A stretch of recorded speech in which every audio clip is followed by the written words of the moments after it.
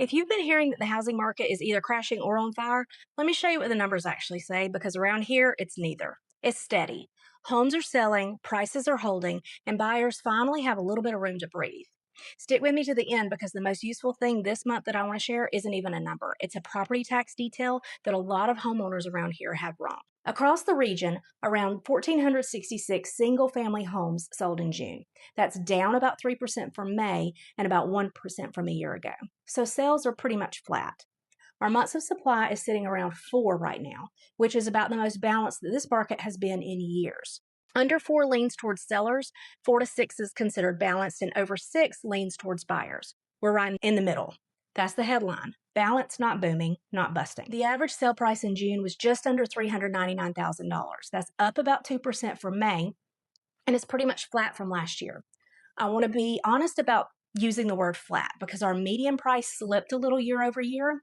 And if you look at the national numbers, it shows that home values are pretty much flat when you account for inflation. So when a headline tells you that prices keep setting records, that's about which homes sold. It's not really about your home gaining value. For us, the honest read is steady and holding. On average, sellers got about 96% of their asking price. That's right where it was about a year ago. That tells you that well-priced homes still sell. They sell close to asking. The homes that sit and drop their price are the ones that started too high anyway. Pricing right on day one is the whole game right now. Homes are taking about 50 days to sell, a few days slower than a year ago. Nothing alarming, but it is a change from the frenzy that we were experiencing. Buyers have time to actually see a home twice, maybe sleep on it, and make a thoughtful offer. That's really healthy for everybody. The 30-year fixed rate is about 6.4%, and it just ticked down to a 7-week low. The 15-year is about 5.8. Rates are easing off of their highs slowly. I'm not guessing the Fed for you. I will just say that small rate moves change your monthly payment more than most people realize. So if you're on the fence, just run your real numbers instead of waiting on a headline to make a decision. Now, something I care a lot about, and I'm going to be straight with you about it. There are large investors that are buying up homes. It's real. Big companies and build-to-rent operators have been buying single-family homes to rent them or building them to rent them instead of selling them. And Metro Atlanta leads the country. That's been creeping south into our area, especially on the north end of Henry County and in the more affordable price ranges. Now, here's why it matters to me.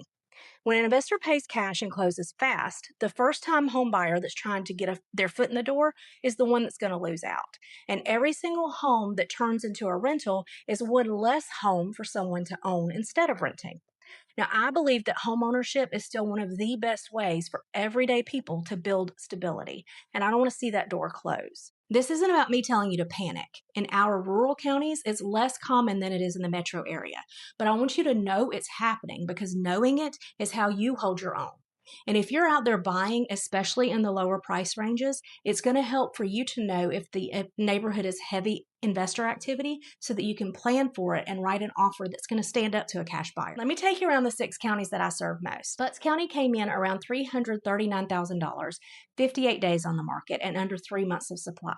It's one of the only counties where sales rose from May, and I consider it tight and active. Lamar averaged about $346,000 with homes selling in about 46 days. It also sits under 3 months of supply. It's the fastest and tightest little market that we have down here right now. Henry is the biggest county that I serve, and it averaged about $366,000 and homes set on the market for about 60 days, just under 5 months of supply.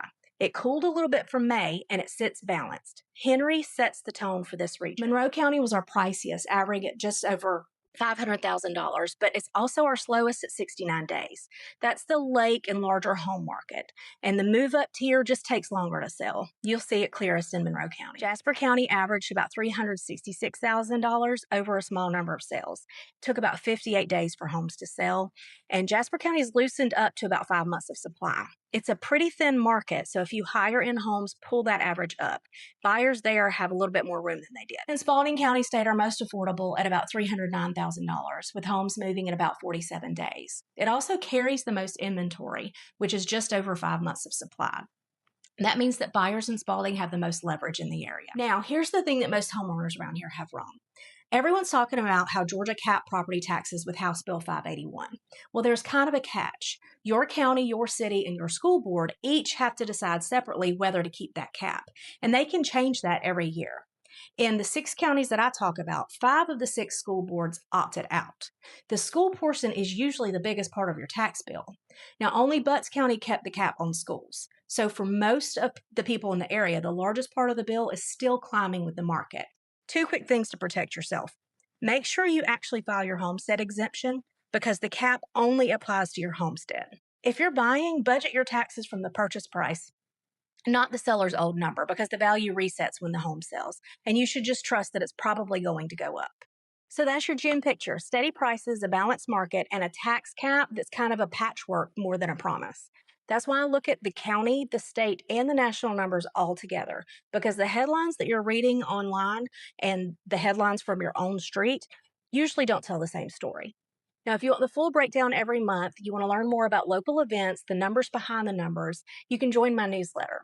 I'll see you in a month. Let's make it make sense together.